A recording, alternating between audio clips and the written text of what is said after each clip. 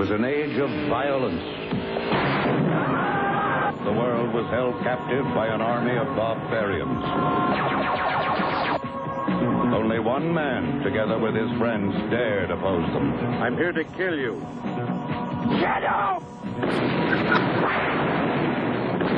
In the wasteland, only the strong survived. Warriors of the Wasteland, starring Fred Williamson, rated R. Now playing at a flagship theater near you. And now playing on the second segment of the Drive-In Asylum double feature. Yes. We're back with Peter Podgorski and Brian Keithley of NPR Mageddon. And of course, there's me and Sam Panico, too. So let's talk about Robot Jocks. I know you guys have a lot to say. Well, Robot Jocks, I think, God, I mean, Stuart Gordon has, like, this is sort of the Shaggy Dog out of his filmography in a lot of ways. Like, and it's still such a good flick. Like, it's like this, and maybe like didn't he directed like that Ray Bradbury Magical Ice Cream Suit, the film version of that. So like those, so this and that are kind of like his not incredibly dark films. And I don't know, I just like Stuart Gordon sort of fits like this time period of directors. There's like Sam Raimi, Stuart Gordon, and Don Coscarelli are sort of all kind of playing in a similar sandbox. And they're not exactly, they're not mimics of each other, but boy, are they really compatible. They try to make these kind of genre films that are really, really fun and not so stupid that they're like become a trauma film or something. Like they're films that they still take themselves seriously and they're kind of fun. And that's sort of a sweet spot that like if you went any further, you'd fall into like a Frank Heckenlocker film or something, which is just still good, right? But like it's like you've kind of you tipped over a little too far, and you can tell that like I think the best thing about Robot Jocks for me is like the script is so well constructed. What everybody is doing more or less makes sense and is in conflict with what somebody else wants. So you know, like Athena wants to be a robot jock because she was created to be a robot jock, and that's the only thing she cares about for almost the entire film. And she doesn't even really care about Achilles. She like admires Achilles because he's doing the thing that she wants to do, you know, and that's how that works. And then there's a great like spy plot that's underneath the film. It's a totally B plot with B characters, you know, that like and because usually what happens in a movie, what would be the B plot would be a love story, right? You'd have like the Athena Achilles story, which isn't really there's not much of that. There's not much of a love story there. They got a little bit of moonlighting kind of scenes going on, but like it's not the B story. The B story is the subterfuge and the spy stuff between Tex and Miyamoto. And you know, you get these like two character actors just chewing up scenery, and it's just I just really like Tex. I don't know anything about that actor. Do you know anything about the guy that played Tex? Mm-mm. I don't think I've seen him in anything after that. Or he's big though. He's bigger than life. Like I love him, and like I think for me, the fun part about Robot Jocks is like how many different layers. Like what layer do you want to kind of view this lens through? Right, like. There's class stuff, there's gender politics, there's Cold War, you know, parallels, or you could just, you know, admire it for its Power Rangers, you know, big robot action, you know, or do you want to look at the anime, you know, inspiration that is clear in some of this? So there's a lot to unpack, and you know, sometimes it's like a children's movie, but sometimes it's very adult, and I think. You know, it has some of the high science fiction, like a Total Recall, like a RoboCop. Like there's some serious examinations of subjects going on in this movie. If you want to look at them, you know, like, and if you don't care to, you could sort of enjoy it on a different level. So I think it has a little bit for everybody. You know, I have some roles for Tex. Michael Aldridge. Yeah. Bill, he was in Ruby. He was the sheriff's wife's date in Ruby. He's Sheriff Neil Blake in The Incredible Melting Man. That's the one that blew my mind. The Incredible Melting Man. Incredible Melting Man. Okay. And he plays sheriffs, huh? Yeah, and he Who is it? is the husband of the best friend in the entity that kicks her out Oh, when she runs to the cool. house in the first night. Yeah, he's also the lawyer, Tony's lawyer in Scarface. He's in Ghost Town, and he's in The Taking of Beverly Hills, also playing a cop. In that This film. must be his meatiest role, though, right? Yeah. Robot Jocks is probably his career peak. And he's in V too. He's Bill Graham in V. Oh, Did we say his name yet? Michael Aldridge is his name. Aldridge, yes. Yeah. So yeah, he died in 97, unfortunately. But yeah, he had a pretty he was only 56 when he died, sadly. He was also in 2 episodes of the 80s version of the Twilight Zone. Tons of TV, Punky Brewster, Dukes of Hazzard. He kind of hit all the shows that, in the 80s. He's like a working character actor. Yeah. Mhm. But yeah, the fact that he was in The Incredible Melting Man, I knew Bill would know that once he put that together. I He's did in not make the connection that Yeah. was him, but you can probably guess that he was my favorite actor in the whole film. He was great. He was Yeah. awesome. Yeah. There's some really fun people in here. Paul Kozlow, who's in this, is Alexander, is really good too. I really like him a lot. He has the worst haircut in the film. Yeah. He's in Nom's Angels, which is a pretty fun movie. He's in the Omega Man, Cleopatra Jones, Mr. Majestic with Bronson.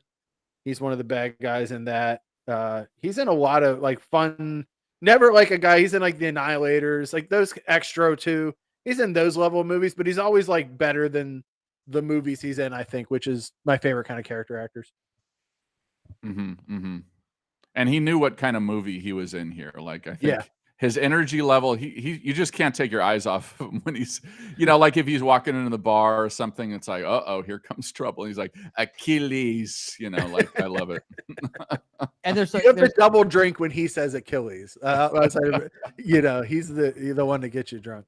there's like and the practical effects, like they are the stop motion effects and stuff. Like I think people still really like this. Like if you're into practical effects, I think this is a film that comes up on topic a lot. I saw this film the last time I saw it playing at the New Beverly in Los Angeles, and there was a guy who had brought his little kids to see it, or maybe they were his grandkids, but they're very young kids, and the kids were totally into it, which I was sort of curious, like, what are these kids? These kids were like, 8, around that age, and it turns out that the guy had worked on the film, and he had like a piece of a robot. He had like a toe, and and he brought it to the theater, and he brought and he didn't do he basically just like, hey, look, I brought a toe to the robot. He's like he had this thing, and it was playing. And he knew he wanted to like show his kids like, oh yeah, I worked on this thing, and he was like super jazzed to have kept like a toe of a robot. Yeah, Hot Jocks. That's I cool. would have loved to have seen this in a theater because I've unfortunately only seen it on small screen, and it'd be a fun movie to see large and loud. Yeah, I don't know if Tex could have fit into into one of the suits so easily. Oh, he kind of has his own suit though. Yeah. No. Yeah, this movie has a very modern, especially because we were talking while we were watching it. All the Tubies are all just like kind of brothers and sister, so their nudity does not bother them. They're just used to it. It's not a big deal. Except she says to him at the one point, she's like, "Your body's nothing special." She thought he would be like, what did she think he would have, like a third dick or something? Do you know what I mean? He's like, how did you get so great? How are you the best RoboJock? Yeah, she was not impressed Yeah. by what Achilles. Actually, he would be super impressed because then he would have a second dick and a third one. So I guess that was a little far. I pushed it a little too hard. Your dick's not a chainsaw. Yeah, exactly. That's the best part. He's like, oh my god, this spider robot has a chainsaw where his penis should be. That's amazing. It looked like a rooster gobbler. Yeah. A comb. That last fight is really good though.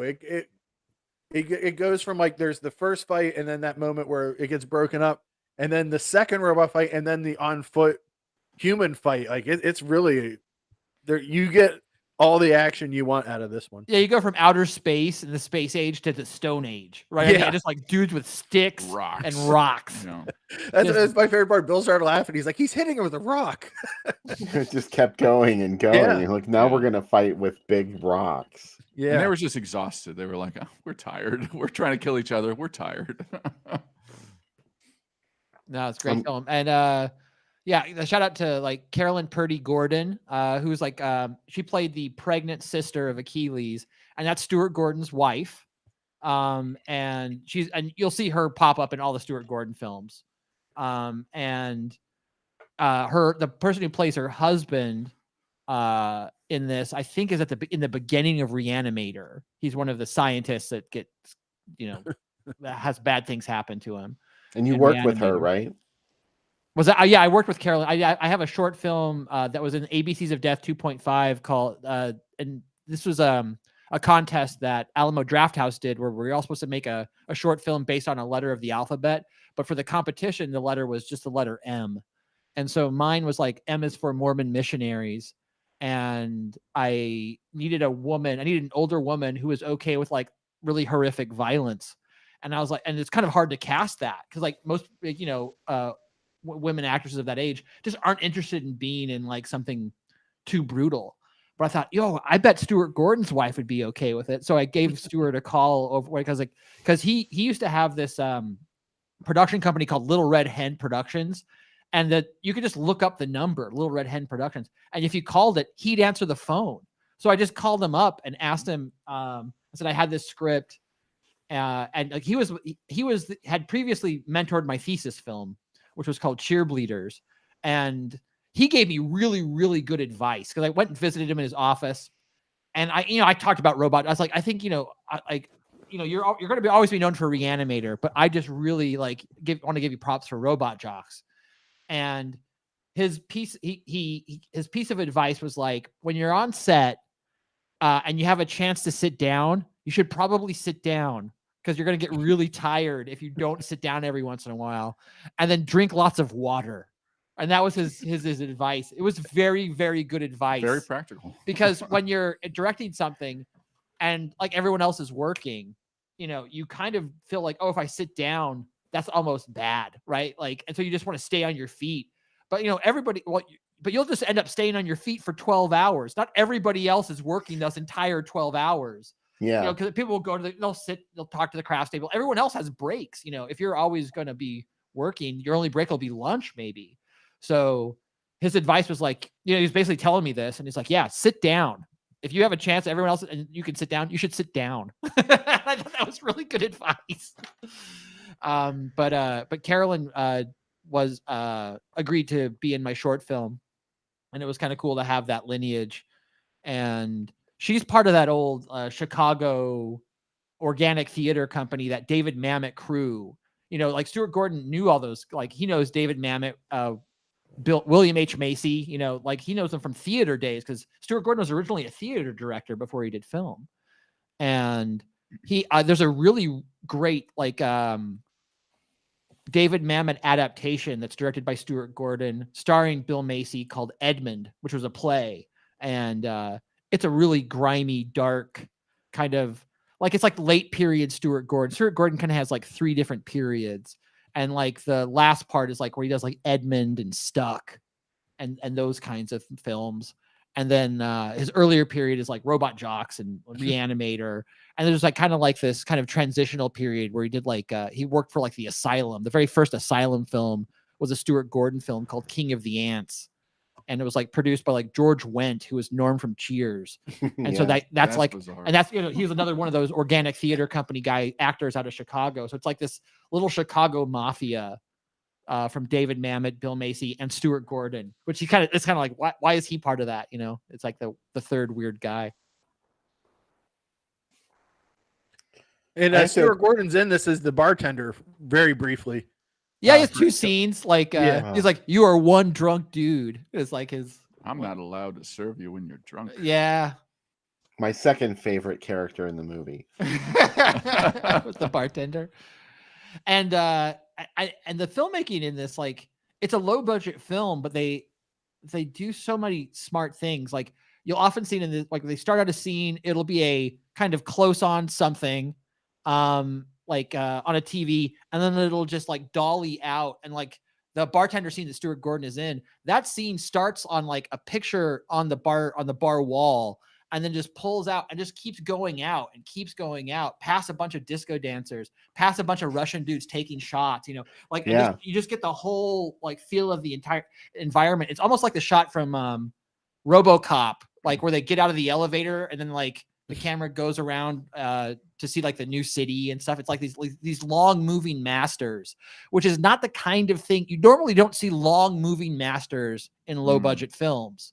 Usually just see, someone just like covers it. There's a pan or, something. So there's just so many, like the film, I think, punches above its weight from a cinematic standpoint. Yeah. And I love how economical some of the lore and when you're always setting up a future world like this, right? You have to set up the rules. You have to kind of lay the scene. And I think they do that very smartly in the script. Like at a certain point, Achilles is arguing about his contract. And, he says, so what? I don't know how to read. Like, I'm not stupid. And it's like, wow, you don't know how to read? Like, so jocks, like, are sequestered in this society and they're sort of subject to different rules and stuff. So it's like weird little asides like that actually really help build the world and like make you ask questions about how this society is organized. Yeah. And I love how pronatal the whole world is, like they just want people to have children. And we were talking, like, why did they make a girl Tubi, right? Like, and it seems to be like it's for the press. It's for it's for propaganda purposes. To it's so they can have they can have like some buzz or whatever, and you'll create this female warrior to bigger ratings. Yeah, it's like it's just to create a story. Like, like I have a friend that works for the Olympics, and he does like the little, from a small town, this girl would ski downhill backward, they just like you're just to buy into this narrative that gets you really invested in more than just the competition itself. These people become characters, right? And you kind of have these jocks in this world, which you don't see a whole lot from the outside, but you see a little bit. Like you see, like there's graffiti on the poster when Achilles decides, he doesn't want to beat anymore. You don't see a whole lot of backlash. You don't see like everyone like, oh, boo. It's just like, but that one like little, it's a very economical. You just see the poster and a bunch of graffiti calling him a coward and a loser and stuff. Coward spelled wrong, so CWERD. Coward. Yeah, and so like you're just like, the plebs have lost like their champion. Like he was like the coolest guy, and then, it's in front of his sister's house too. Like she has to see that every day. Yeah, it's brutal, right? Yeah, yeah. And I like when he comes back. Everybody's like, yeah, we know we gave this girl a chance, but you're back. Fine. She's not going to do this anymore. And like you said, Brian, true to her character, she's smart. She's like, I'm going to knock him out with drugs and take this fight for myself. Yeah. Yeah. Like the scene where she, zaps him, sedates him, and then they sort of have a tete-a-tete. That was a lot of fun. And, it's like, she's a very driven woman, and her motivations make sense in that moment. Even though everyone else is just completely passing her by, because it's like, oh yeah, Achilles is back, so whatever. We promised you the fight, but no, it doesn't matter anymore. And she's like, no, it does matter. Yeah, well, she's basically just government property that they can just kind of do whatever they want. Like, I don't think the Tubies have a contract like the jocks do. The Tubies are just another piece of government property. And so like and because like these Tubies have been just so programmed to like, this is the most important thing to do. Like whatever you do, you got to like become the best and fight in robots, or life is meaningless. And so when you do that to somebody, like, because normally it was like, what kind of weird plan is it to like steal the robot and then like climb out of the pit? Like who would do that? But like the only a person had been brainwashed their entire life to say the singular focus of your life is this. We're giving it to you. Now we're taking it back. Like they would just go nuts. Mm-hmm. I would argue, to Dan's question, why do the poor people get the best seat? I would argue they had the worst seat. Yeah, if you can die, so that 300 of them can get crushed. Well, we're also talking like everybody's wearing a mask in this. I assume from the pollution from the robots, right? Yeah. Like, and they're all wearing the really good N95 masks. So So They were I- all the sort of future. like in this place where they were in danger. So what they were really doing there is they were adding an extra level of tension for the people who knew better than to sit in Yeah. those seats. But it's It also ups like the stakes, you know. It's like it's NASCAR. also in the same way that like people worship the gladiators in Rome, and it was like the bread and circuses for the people. Like they had to see this event, and they had to be this close, and it was almost like maybe a badge of honor to like I was this close to Achilles in this battle. Yeah, if these things are like Super Bowls or something, you Yeah. know. It's American Gladiators by way of the Super Bowl. There's a lot of like we talked about while we were watching it. I watched the American Gladiators doc, and there's a lot of the feel, especially with the costumes and the pro wrestleification of this sport, where it's like, but this is the only sport. There's no death race. There's no roller games or whatever. This is it. Like it's No roller giant robots. disco. Yeah. And the betting too, the scene with the betting, which reminds me of Running Man. I think there's certain parallels you can make with Running Man as well. Yeah, because you also have like everybody watching the fight. It was a very Running Man thing. Yeah.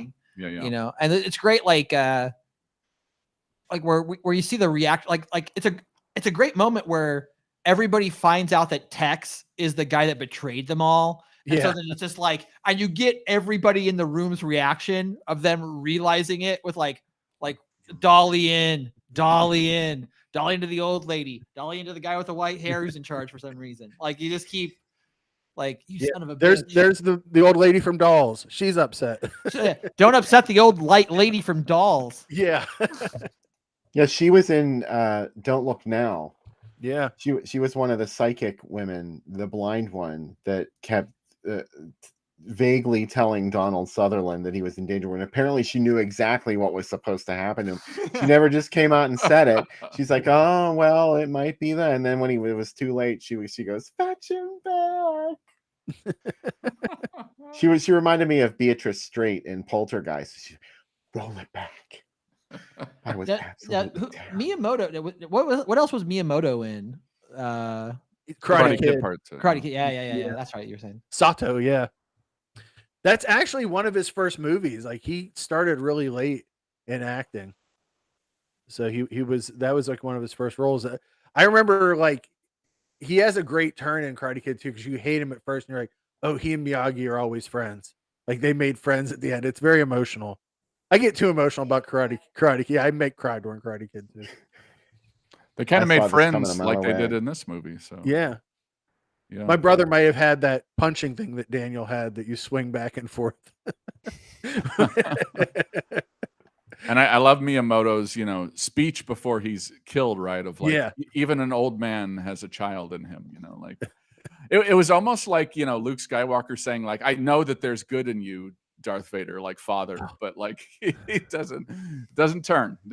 Nope. Oh, I got to tell you though, that when that happened live in the theater as a kid, when Luke's trying to talk to Darth Vader in Empire, I don't think I've ever been more emotional in my life outside of maybe my wedding.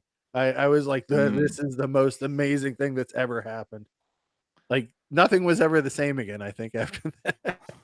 I really think like the production design like does a lot to tell like little character traits and stuff. Like, because like Miyamoto is like always making like origami little things, right? Yeah. It's not like anybody ever talks about it or like, oh yeah, he's really into origami or blah blah. He's just doing it, and then you see like origami pieces at the end where like he puts like little origami stuff on the new weapons that you can hit the buttons and stuff, and you're like, that he put that there. That was like an actor thing where he's like, you know what? I did a backstory and this is what he does. Yeah, it gives him something to do in a scene. I need some business, right? Yeah, business. Some hand business, some handwork in the scene. But like, but those are just really, really clever. It doesn't cost any money to do that, right? Like, and it doesn't have, and it's not explicitly talked about, right? And it just, kind of elevates the picture. Yeah. The effects obviously were the most expensive thing for this, and of course, in true Empire Full Moon style, they got recycled into a whole bunch of movies afterwards, like Crash and Burn. Have you ever seen Crash? I've never watched this. I haven't watched unofficial sequels. Yeah, I part of me is like, there's so many, and I know you had ideas for sequels beyond this too. It's like I kind of don't want to see a sequel that doesn't have these characters. and doesn't like push this world forward a little bit. Because like we talked at the end of this, like something's going to happen because they've totally subverted the rules, and these combatants that have eternally fought in this Cold War that lasted who knows how long post whatever happened have like basically shake hands and agree to stop fighting and both live. Like that's never happened before. So what happens next? Like hopefully something. Yeah, and it's kind of just odd, like because like the cultures aren't very different from each other. Like the Russia, you know, they all hang out at the same bars and like, you know, it's I mean, maybe it's just unique for them, right? But like, but like we said, the real power rests in that referee. The referees are the mysterious order. Yeah, because they're the ultimate arbiters. Yeah, I guess they live in their own little kingdom. Real power in this world lies with the referees of robots. I wonder if it's like the fact that the robot jocks all hang out together is like kept a secret, like the locker rooms of pro wrestling. Like, don't tell anyone that the Russians and the Americans hang out. You know what I mean? It's like we can't tell that secret. That would ruin the world. Do you think it was a qualification of being a referee that you had to physically be in a vehicle and fly over the robots? Because apparently they didn't know what a drone was with a camera on it. You had to look good in the weirdest costume too, like a referee football costume too. Yeah, the weird costume, and then you have to stand up in the little vehicle and then have like a little harness that goes all the way down to the ground so that you can stand the whole time. It's got to be dangerous, very dangerous. It is the most dangerous job, but that gives you, they can shut down the weapons. Oh, except for at the end of the second. They couldn't shut down the foot. They couldn't shut down physics. Yeah. I bet it paid well though. Yeah. Oh yeah, those guys are paid well. Yeah. All right, so that's Robot Jocks, our first feature. Our second feature of the evening is very exciting. I know Sam Panico is just frothing at the mouth to watch this one. Yeah. Warriors of the Wasteland. Yeah, Enzo Castellari, who made Escape the Bronx, of course, in 1990, The Bronx Warriors. As much as well as God, how many other movies we could He did talk Street on Law. Yeah, he did Inglourious Bastards, the original. Yep. And what was his World War II one? It was pretty good. It was like about the Air Force. Oh, and I haven't seen that one. I have seen. He did a shark exploitation one, right? He did Last Shark, and he did The Shark Hunter too. Two of them. He did House by the Edge of the Lake, which I really like. The heroin. A lot of crime movies like Heroin Busters and Keoma, which is a really cool. Keoma's great. Yeah, it's awesome. It's very Bob Dylan influenced too, which like in the language in it, and it's just like it's very much. I consider it more of a spiritual sequel to Django than the actual Django sequel that came out in the 80s. It's really good. Yeah, it's High Crime and Cold Eyes of Fear is really good too.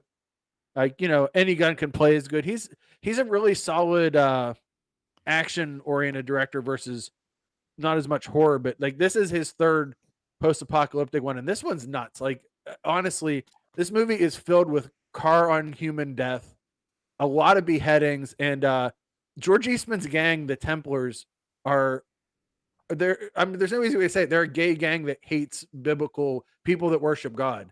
And they are hunting down these pilgrims that have heard of a message on the radio telling them that they've found the promised land. And literally the guy's name's Moses that leads the group. And the Templars just want to destroy them. They want to destroy life. They hate life. They hate that people are still living in the wasteland, and they want to kill them. Scorpion, the hero, used to be one of them. And it's kind of hinted several times that he and George Eastman had a relationship at one point. Or maybe it's just me reading through the lines. But yeah, and then the best part, obviously, in America, Fred Williamson is the really big deal to American audiences in here. And he's amazing in this. He's basically just shows up and shoots stuff with arrows and is he's Fred Williamson. I mean, he's the Hammer in this. He's just himself and great. But this has a lot of a gore and just, I think the Italians or the Filipinos are the best at making exploitation based end of the world movies, but the Italians get it right because their movies are very much spaghetti westerns with cars instead of horses. Like they're the same scripts, they use the same buildings, the same sets. The sets are a bit run down from the 60s. That's cool because the world ended, and it's like there's always a hero that's a loner riding into town. But I think they saw that in Mad Max. Like, isn't Mad Max kind of a Western? And well, Mad Max Road is kind of Warrior- like Shane. Like it's a Yeah, remake exactly. of Shane. Yeah. And I think they had made so many Westerns, they were just like, yeah, we did this. Like, yeah, that makes sense. What I like about this film, I haven't seen the film, but I've seen a lot of imagery from it because like I run a Twitter, it's at NPRmageddon, and so like a couple times a week I will Photoshop an NPR reporter into a post-apocalyptic scene, and I've taken a lot of imagery from Warriors of the Wasteland and like put like an NPR reporter in this wasteland. So I'm really familiar with like the costumes and like Yeah, I got to see this film at some point. Yeah. and there's a lot of Castellari's family in it. Shadow, who's one of the bad guys, his brother in real life. That's Ennio Girolami. And Mako is their cousin, Massimo Vanni, who's in a ton of stuff. He had the same stunt crew, worked in almost all his movies, and they're almost all cousins and brothers, and it's the Italian way of making movies.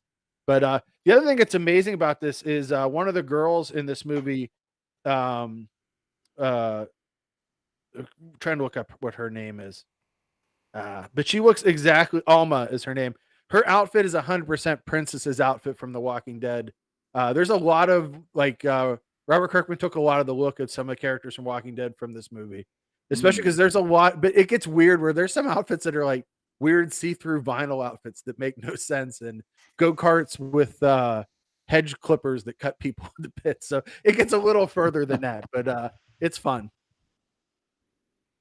Super cool. And yes, George Eastman's in it. I saw that Mike brought it up. He is definitely in charge. He is. There's one scene where he smokes weed and just gets on a loudspeaker and starts telling all the people, the pilgrims, how he's going to kill them. And it's amazing. There's a really wild speech that he gives, which I'm sure is totally different than the speech he gave in Italian.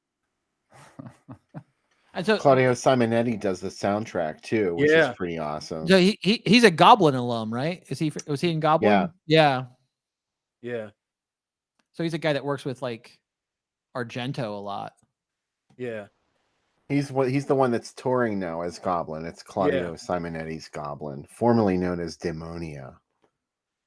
I'll read you a little bit of the speech because I actually wrote it down that one gives. That's George Eastman. He's like, there's no more soul. There's no more hope. There's only one faith and one ecstasy, and that's death. And death I will give to you, ugly last dregs of humanity, because you don't deserve to live. And then he sends his troops out. Pretty rad.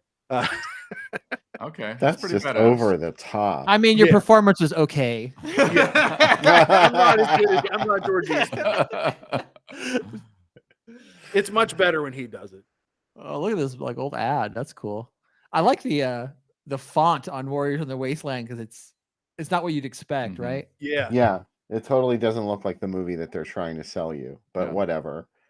I guess I like how he's holding a timeline. Yeah. a vector. New Line Cinemas put this out. Yeah, they did. New They got Line the Cinema. rights in America for it. Pretty amazing. Oh, Here it is look at at the that. Paramus Drive-In with Alone in the Dark. Ah! Very not should be better considered slasher. I love Alone in the Dark. Where are you sourcing these? Like, are they just like you just Google fooling them, or how are you finding these? Oh, they just follow me home. Okay. I get them from online archives. So after searching through the archives for hours. Yeah, right. I mean, you just have to just clip stuff as soon as you see it. If you think you're ever gonna, you must have like an interesting clipping file. Oh my God, I have thousands and thousands of files. I have most of them. Well, on my page, Groovy Doom, I do a semi-chronological series from whatever city I choose. And currently, I'm in Bangor, Maine, and I just move through them chronologically and cut out all the interesting stuff and then share it. And then when we do movies on the show, I just look up those movies specifically, and I was able to dig up this amazing pairing at the Paramus Drive-In, and here's some more contemporary. Man, we've talked about Hot Dog the movie before, and I love that I could see both of them the same day. I love that Reckless is the most respectable thing on this exactly. lineup here. Oh, I would see all four of these movies. This is like, it's a whole day staying in air conditioning for me. And then I'd stick around for the next week because Yentl's coming February 17th. Oh my gosh. That's the keeper right there. It's just the way he makes me feel. Yep. Yentl was out at the same time as Tootsie. Yes. And there was like, I was like, oh, it's just going to be like Tootsie. No, it wasn't. No. It's a little more serious. Oh. And in the UK, it was known as the New Barbarians. I love this artwork for it. The very that art is cool. Yeah. This is so much better than the American ad campaign. And all of those theaters would one day, not far away from this, be the Canon theaters. Better tagline for this one too. Yeah. I mean, just overall, it looks like a much bigger budget film than the first ad campaign is at least a little honest.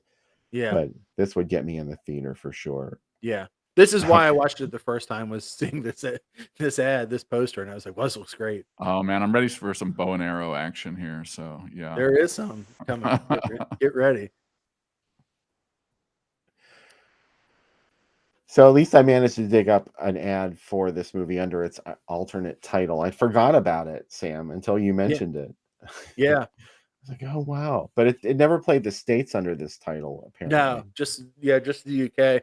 And it's interesting because in some countries it was sold as a third of the Bronx films.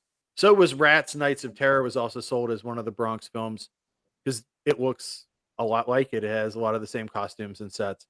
But yeah, this fits into it. This feels a lot bigger than those ones. And the Bronx ones feel, obviously because they're set in New York, they feel very like urban. This feels like you are in the middle of nowhere for a lot of this movie. And it's kind of like, this feels a lot closer to Road Warrior than any of the other movies Castellari made. The Bronx films feel closer to Escape from New York and The Warriors, obviously. Yeah, the Italians always kind of just mixed Mad Max with Escape from New York and just different. Like those were the ingredients. What I like about them is like we never got sequels to these films, so they're like, "Hey, did you like the idea of these?" Yeah, or we got more kind of like it, like especially because the Bronx movies have wild gangs like silver painted roller skating mimes. Well, I guess the other movie would be The Warriors, right? It'd be like The Warriors, Escape from New York, and Mad Max. That's how you make these. Yeah, and I think those are. Warriors isn't post-apocalyptic, but it kind of is. I always consider New York at the end of the 70s the end of the world, right? Because it's that weird premillennial tension, and it feels like everything's ending. So I'm wondering in the chat too how many people have seen this before or not seen it. So I always like to see who's first timers are for this movie. You guys are first timers for this, right? Yeah, we have. Yes, I have not absolutely, seen this. Bill, you haven't seen it either, right? Other than to do the trip. I did kind of watch it, but I have never sat down and watched the whole thing straight through. So this will be my first time all the way coast to coast in Warriors of the Wasteland. Coast to coast, as they say. I'm sure that's why they called it Warriors of the Wasteland, was probably to like kind of get warriors in people's minds. Yeah. There was also the Young Warriors. There was like a sort of the Canon movie, yeah. Which is insane. Maybe crazier than this movie. But pretty awesome. It's funny, Bill, they could have used we just watched Too Beautiful to Die a couple weeks ago that uses the Frankie Goes to Hollywood song of Warriors of the Wasteland, and it would have been nice if it was in this, but it's not. Well, it hadn't been recorded yet. Yeah, exactly. That's why. This movie was from the early 80s, and they didn't record that until 85 or 86. Yeah. I like that David in America, that song's called New Barbarians. Yeah. It should have been. I like that David's like, I've never heard of it. I know that he has multiple copies of it in his house, plus the soundtrack.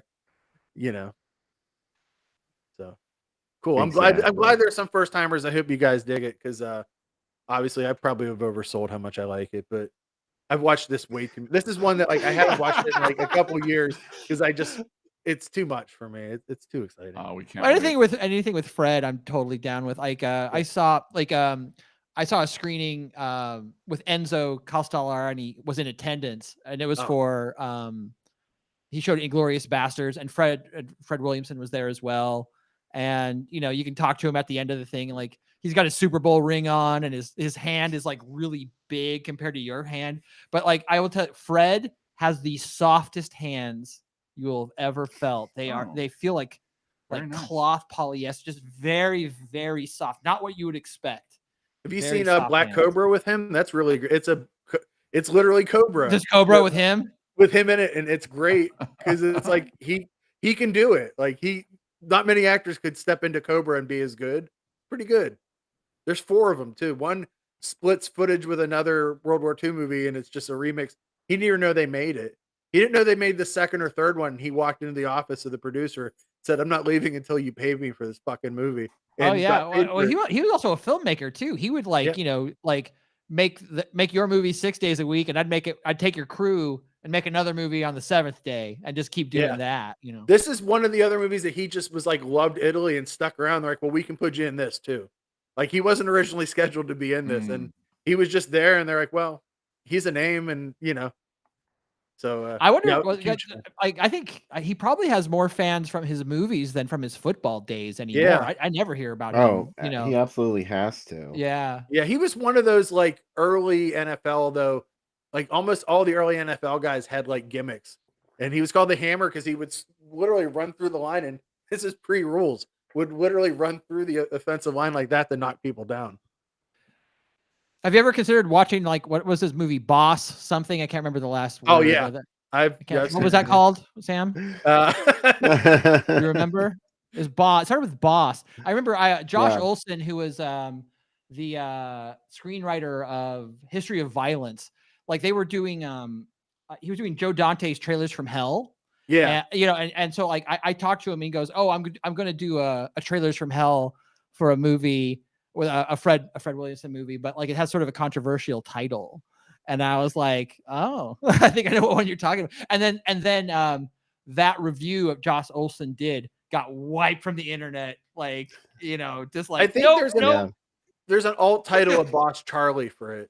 That is I think it's just Boss, isn't it? There's one Boss, but I've seen another one that has a name on it too, just so that there's a song too. It's like the 70s. Yeah, right? there was People a get theme upset song about stuff now, and it's like, yeah, there was a time where there's that one Beatles song, right? Like "Women Are the Something of the World." I can't remember. Do you remember the title, Sam? No. This is trying to get me canceled. I just can't remember the names of these things. Yeah, this is an attack. I see this for what it is. Good with names. This is because I have gotten so many people in our chat canceled by saying things back to me. And they like, I got kicked off Facebook for 2 weeks from you. And I'm like, I didn't for things they said on this show in the chat, they've been removed. Yeah. So please don't anybody talk about those movies. You're being trolled. Let's go now get a I cocktail. know what it feels like. It's rough. Yeah. By the way, spoiler before this drink. This drink it's a Scorpion Bowl, which is like a drink for 4 people. And I made like a single person version. It's really not a single person drink. So get ready. We do not accept any responsibility for what happens after you drink this. Yeah, please do not drive or operate heavy machinery. Holy shit, that's a lot of stuff. Yeah. And I was asked if I had a vase that we could put this in so we can drink out of a vase. This drink's called the Scorpion, and really, Scorpion is the hero of Warriors of the Wasteland, which is our second movie tonight. But also, this is a Scorpion Bowl. I've tried to make a Scorpion Bowl for 1. Generally, Scorpion Bowls are made for 4 people. As you can tell, there's a lot of ingredients. I like quartered the ingredients. So if you have a lot of people around, make the bowl. You can make a bowl, and you can fill it with this, and everybody's supposed to use the same straw, which doesn't really seem too hygienic, but... You should probably go find a real scorpion, too, just for... Yeah, dip a scorpion for bonus. I don't know why it's called a Scorpion Bowl. Maybe because it stings you in the ass the next day. Anyway, let's go through the players in this post-apocalyptic drink. We got 3 ounces of passion fruit juice. I go with Goya. We got some 3 ounces of pineapple juice, 3 ounces of Great Value orange juice, 2 ounces of lemon juice, and we got half an ounce of these 3 players. We got Malibu, we got Cruzan, which is hurricane proof, Calico Jack, which is spiced rum. Usually I go with 1 high power, 1 darker spice, and then 1 fruitier rum for this. Pessoa to tie in with the passion fruit juice. This is passion fruit liqueur from Brazil. Half an ounce of gin. Quarter ounce of maraschino cherry juice to give it some flavor. Does it need any more flavor? One could argue. And then in here, like a sangria, we have your frozen pineapple chunks, orange slices, and lemon slices. And maraschino cherries too. Oh. So let's put this together. I feel like this one definitely needed supervision. I feel like Andre 3000 at Starbucks drinking this In a vase. in the vase. Anywho, let's go. 3 ounces. These are the first two juices. And then we're going to go with the orange and lemon juice. Here's your citrus so you don't get scurvy in the future. We're going to do, let's finish the juices up. Let's do quarter ounce. A generous dollop. Here's all the hard liquors. Here's the passion fruit. And then, for Dad, some gin. Supposedly, from what I've read, the gin is what gives this its special taste. I've seen people make it with vodka, but I've heard people argue that it needs gin. I don't know why. Anyways, stir it up. Let's stir up this little scorpion. If I was fancy, and we all know that I'm not, I would drink this with a straw. But I ain't gonna. I'm gonna drink this out of a vase like a post-apocalyptic caveman. Like America 3000 has a caveman in it. I'm ready. All right. It's a beautiful color, though. It is. All right. Well, Pazuzu to y'all. I'll see you in the Wasteland. Whoa, that is really good. I can't wait for this movie to get started. Let's do it. Who else made their drink in a vase? Did you drink the whole thing? That's classy. It's right here. I put it into the drink later. Oh, nice. Mm-hmm. Yeah. Well, anyway, Pazuzu, and thanks for hanging out with us on the second segment. So we have someone to talk to about these fantastic films tonight. The second of which is Warriors of the Wasteland. I have to admit, I kind of can't wait to watch this movie from beginning to end because I loved 1990, The Bronx Warriors. Yeah. That was the one we did on the show, right? We did that. We did Endgame too. Yeah. Oh, Endgame was the first one we did, though. I remember now. Yeah, it was pretty amazing. Yeah. And don't forget to check out NPR Armageddon, guys. Oh, yeah. Check out NPR Armageddon. Go to www.nprarmageddon.com and give it a listen while you are. It's good for a treadmill. It's good for every episode's about half an hour or so long, so that's a good treadmill time. Yeah. Nora, this movie is not going to give you Damnation Alley vibes. This movie is way more exciting. We showed, guys, so you know, someone picked Damnation Alley once on the show, and it got the worst reviews of any movie we've shown. So that's like at the bottom of our list of movies. They were just bored by Damnation Alley. I've never seen Damnation Alley, but I like the author of the books. What's his name? Like the guy who did Chronicles in Amber. Roger Zelazny. Yeah, he's great. Yeah. But and this is way more exciting than that. That's a movie where you're like waiting for the vehicle. This movie doesn't make you wait for nuttiness. It's just really filled with it. All killer, no filler. Yeah, I think it's Italian. This is one piece of ravioli that's just has a lot of meat in it. Someone explained to me once that they would play these movies like on a screen outside, not even a drive-in, but like at a bar where you could eat and drink around it. So it's why so much nutty stuff happens in these movies, because you didn't want to lose people's attention of them talking and interrupting the film. So like if just stuff kept happening and wild moments kept happening, then that's what made it, the movie more interesting. I love Hawkwind too. Yeah. Any band that Lemmy from Motorhead was in is okay with me. He got kicked out of that band for drugs, so that should tell you something. Yeah. They were like, no, man, you're going to be serious. Yeah. You can't Hawkwind do is a speed for an job. entire year, Lemmy. Who But he talks did. to Lemmy that way? Not me. I have nice things to say to him. I wish he had been in a post-apocalyptic movie. He'd be great in one. He was in Hardware. Oh, that's right. Holy Yeah. shit, you're right. Yeah. Good call. Yeah. No, the hardware. If hardware would have been on Tubi, that would have been my pick. That would have been. That was, yeah, and but it was on Tubi, so I was like went with the Robot Jocks. But yeah, nope, he's in hardware. You're Yeah, a a robot movie centric they had to person. pay 2,000 AD for because Yeah. the story was too close. Yeah, And he's also, I think he's also in Tromeo and Juliet, which isn't post-apocalyptic, but he is in it. He's Yeah. like, yeah. Adam Anson won post-apocalyptic movie too. Nomads. Yeah, Wasn't it Nomads? no, there's a Canadian one he's in, not Empire of Ash. I can't remember which one he's in. Yeah, Ice-T's in Tank Girl. That's one of my roles. Like a lot of post-apocalyptic movies have like a rock star in them somewhere. Like Mick Jagger's in what do you call it? The one. Oh, I know. Oh, we watched that what is together it? recently. It was very good. Free Jack. Yeah, Free Jack. Free Jack with Jack is super Emilio Estevez. I like, Free Jack is like half a great movie and half a terrible movie, and then you swap between the two of them. Mick Jagger has like a weird like Niab helmet from Star Wars, like that weird like gunner helmet kind of thing on for a lot of it. It's pretty great. I like Free Jack so much. I went and I was so curious. I got the Chuck Dixon comic tie-in, adaptation of Free Jack. And the best scene in Free Jack is when like he comes out and there's a homeless guy. Like he falls into the gross river. He pulls himself out and there's a homeless guy there. And the homeless guy just has this monologue that is insane and makes no sense. And then he also knows who the Emilio Estevez's character is. Yeah. And it's just like, what is this?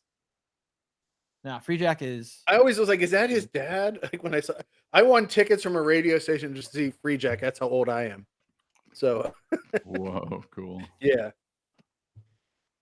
No, the cinematographer of Free Jack did one of the very first X-rated films that wasn't for like pornography. That was I think the only X-rated film that was reviewed on Roger Ebert at the movies. And it's like this little kind of art film thing, but and the guy still like the cinematographer of Free Jack, I think still works in these giant like movies, just great stuff. But awesome. Well, maybe we'll do Free Jack next time. Yeah, next time you're back on. I'll come back for Free. I wonder if Free Jack's on Tubi. I love Free Jack. Hardware and Free Jack double feature. Hardware would be a great double feature, but you have to get it on Tubi. The Tubi restriction. Have you guys watched any like the other film I almost picked? So if everyone, if it wasn't Robot Jocks, it was going to be Hardware. And if it wasn't Hardware, I was going to try to talk you into Nemesis, even though it's a little bit later, just a tiny. But like I think Nemesis would have. That's Albert Pune's my favorite Albert Pune film is Nemesis. Oh yeah. And have you ever seen Nemesis? That's on my list because I want to do a whole Albert Pune week because it's kind of a blind spot. Nemesis is like if Luc Besson did a Charlie Band film. Oh man. Yeah, it's action packed. It's so good. Oliver Grenier is like it would like he's like plays what Jean-Claude Van Damme would have been, right? Like it fits like Cyborg and Nemesis are just like. I love Cyborg that everybody's name for a guitar. Someone's name Fender Tremolo is their name. Yeah, Cyborg's excellent.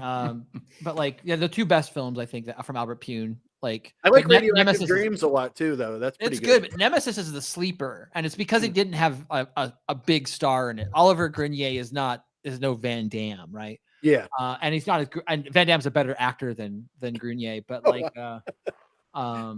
but Tim Thomerson's also in Nemesis, so.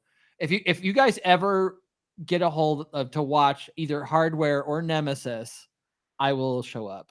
It's just like because those are great flicks. Van Damme has my favorite Van Damme line is in Universal Soldier when he's just in the restaurant and everybody's trying to fight with him, and he's like, "I just want to eat, I just want to go home, and I just want to eat." And I feel like that all the time at work. It's a very very relatable content. Yeah, and he's just like, "Please leave me alone." Also. What's his name's awesome in that too, and he has the ears and he's like in a grocery store and he's having a non-flashback killing people in a grocery store. I love all the Universal Soldiers movies, but like you said, Day of Reckoning is like a total. You don't have to watch any of the Universal Soldiers. You can just watch. You just go watch Day of Reckoning. The first 10 minutes of it are like so harrowing, where he wakes up and like his kid's like, "There's a monster in the house," and he's like, "No, there isn't." Like, yeah, there are. There's a whole bunch of them. Yeah, it's so good. Such a good flick. But I don't. Nemesis is on Tubi. I know Nemesis is on Tubi. But. All right, we'll mark that down. Yeah, Hardware might be on the Internet Archive. Did you check there? I didn't check there. That's our. We've been finding a lot of stuff on Internet Archive. Speaking of, Yeah. for next week, teaser for next week's movies. Yes. I thought about this, Bill, as a way to not give away because I usually get too close to giving them away. Okay. Okay. One of the movies next week is such a ripoff of another movie. It has one of the people killed in the movie it's ripping off in it. That's probably too close. That's probably too easy. Mm-hmm. In the second movie, I'm sure someone's going to chat will get it right away. The second movie is a movie that sounds like it's a hippie movie and it's alternate title, but it's not. Also, next week, Diane from Jalo of the Month Club is hosting, so maybe that might give it away too. They're not Jalos next week. They're tangentially close. But she said, I'd do something from USA Up All Night. And we're like, okay, that's awesome. We'll do something from there. So one of the movies is USA Up All Night and one is not. So there's all the teases for next week. You'll see them when you come back. Also, when you come back next segment, giving away 2 movies from Well Go USA, 2 Kung Fu movies from their Hiya channel. And those will be up for Yeah. That's their channel. It's called Hiya. Hiya. Which is pretty sweet. And I'll have those next time. It is not All right. the Love Butcher, Mike, though. That was a great guess. No, it is not the Love Butcher, but I love the Love Butcher. It is not your movie either. I want to show Mike's movie some week where he doesn't know and he's like stuck and we're going to watch it. I swear I'm going to force Mike to come on the program and we're going to watch The Trouble with Barry. We're going to watch the one that I have that's signed to you, and then the second half we'll watch the one that you have that's signed to me that we got the wrong ones.